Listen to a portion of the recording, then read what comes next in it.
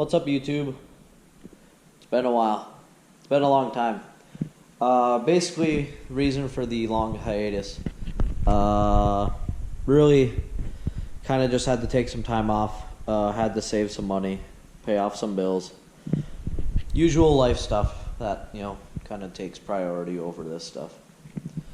But as you can see, we got some big steel in today. Actually, a couple days ago. 3x3 tube, 3/8 inch thick. The plan is to start on these A-arms. I call them A-arms, control arms, whatever you want to call them. We're just going to start on that. I'm hopefully just going to get all the pieces cut and ground and tapered so that I can take my time on welding these and make sure it's all done perfect. Nothing's changed on the frame since last time. I still have to put in that piece, but I'll do that on my spare time because now I got more 2x2 tubing in, so then I can do that and then start on the roll cage at the same time. But I wanted to get this steel in so I can start making the front A-arms, maybe even get the bushings and everything in, and just put a piece of tubing in for the shocks temporarily, so then the front we can throw get the spindles and all that, and maybe get some tires and get the front rolling. And then it's on to saving money for rear tires.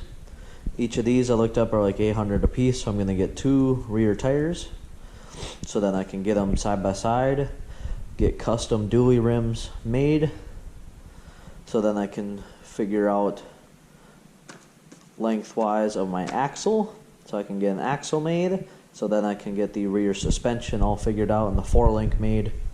And then I'll just use those 2 tires on either side to make the back roller 2, and then we're good. And then later on I can buy the other 2 tires and go about my day. But yeah, so the plan is cutting this 3x3 and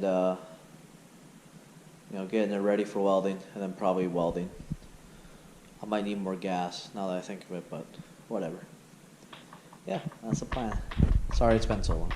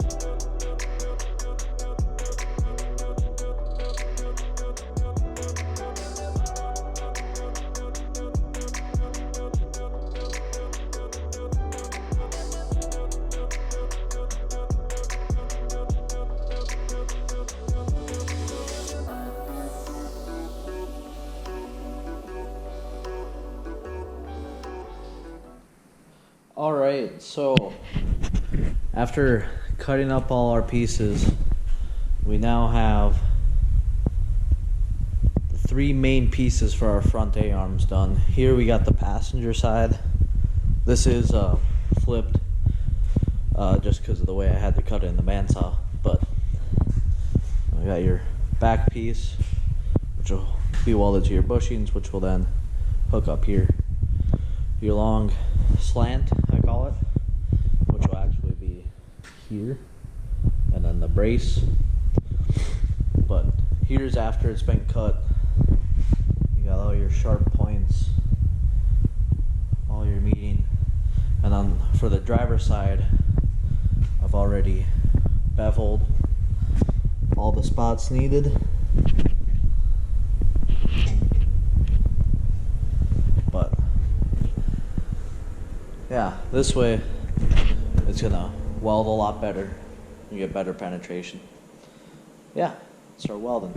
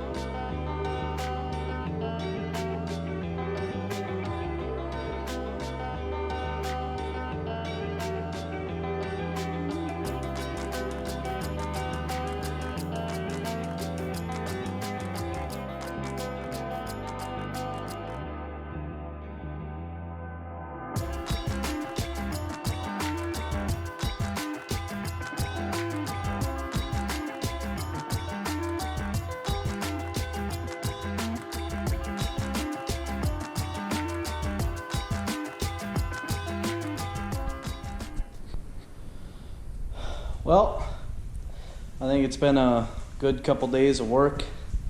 It's been a lot of work between cutting these super thick pieces that took forever, about 15 to 20 minutes to cut depending on which angle it was, and needing a new blade halfway through, then finally getting started on the driver's side one, getting them ground beveled, getting some tacks in, and one of the second passes in, and they ran out of wire. But finally got wire, finally got time, so I was able to finish, as you were able to see,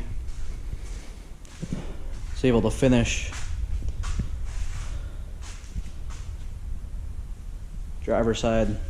It's all smoothed out as good as it needs to be. It will, I'm guessing what I'm going to do with the frame, or at least the bottom exposed or the semi-exposed bits, it's going to be rhino lined with actual bed liner sent in. But you know, so all these little divots will get filled in. It's not like I'm losing any structural integrity. But as you saw in that last time lapse, that was between beveling and welding and then grinding was all this passenger A-arm, and this one turned out better. That's still really hot.